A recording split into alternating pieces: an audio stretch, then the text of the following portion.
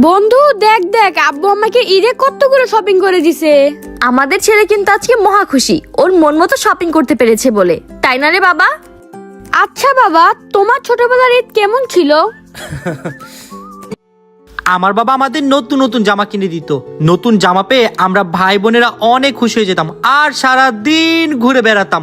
আর আম্মু আমাদের জন্য মজার মজার সুস্বাদু খাবার রান্না করত।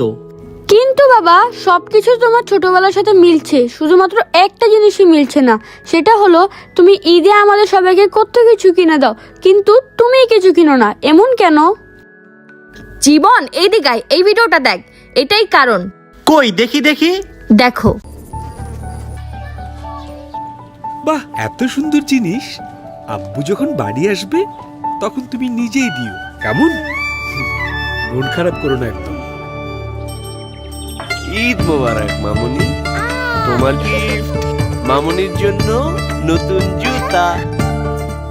দেখেছো মামুনি, এবার ঈদেও তোমার আব্বু নিজের জন্য কিচ্ছু কিনে। কিন্তু আমার কাছে আব্বুর জন্য একটা জিনিস আছে। এই যে আব্বু, তোমার ঈদ গিফট। ভালোবাসায় ভরপুর হোক আপনার ঈদ। ঈদ মোবারক ইমো। বাবা একটু আসতেছি। ব্যাংক? বাবা, আমার এই ব্যাংকে আমি অনেক টাকা সেভিংস করেছি, এইবারের ঈদে আমি তোমাকে আমার নিজের টাকা দিয়ে শপিং করে দিব। আমার লক্ষ্মী বাবাটা।